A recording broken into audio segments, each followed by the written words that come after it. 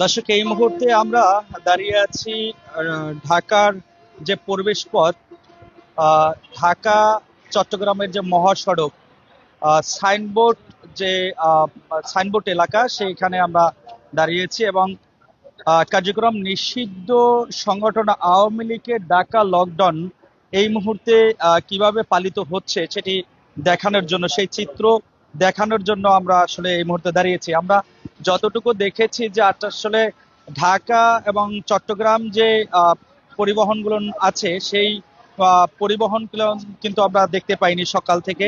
আমরা যতটুকু দেখেছি যে লোকাল যে বাসগুলো আছে, কিছু কিছু লোকাল বাস সেটি চলাফেরা করছে এবং সাধারণ মানুষ কিন্তু তারাও ঘর থেকে বের হয়েছে। ব্যবসা প্রতিষ্ঠানগুলোও কিন্তু খোলা রয়েছে।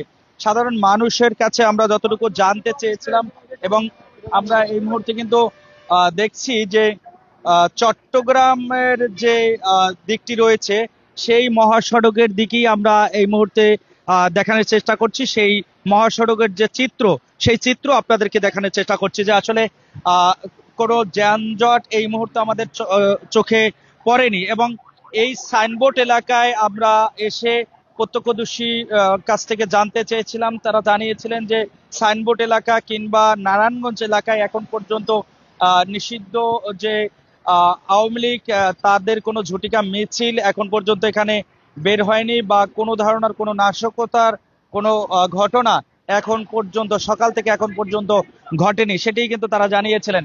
আমরা একটু দেখাতে চাই যে আসলে ঢাকা যাত্রাবাড়ির দিকটা আসলে আমরা দেখাতে চাই যে আসলে চট্টগ্রাম যাওয়ার যে রাস্তাটি রয়েছে, ঢাকা থেকে ছেড়ে ছেড়ে আসা প্রবেশ পথ, চট্টগ্রামের দিকে যাওয়ার যে প্রবেশ পথ, সেদিকটা আমরা আপনাদেরকে দেখাতে চাই যে আসলে এই মুহূর্তে কেমন যান চলাচল করছে।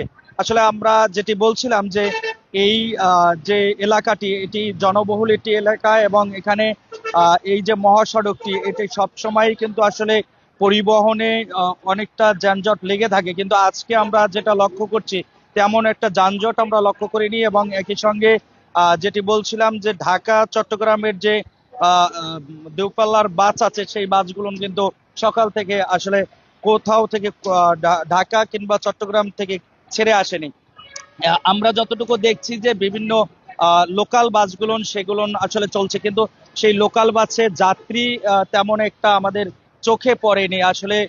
প্রায় গাড়ি আমরা লক্ষ্য করেছিলাম একদম ফাঁকা গাড়ি নিয়েই তারা ছোটাছুটি করছে, বিভিন্ন জায়গায় যাচ্ছে।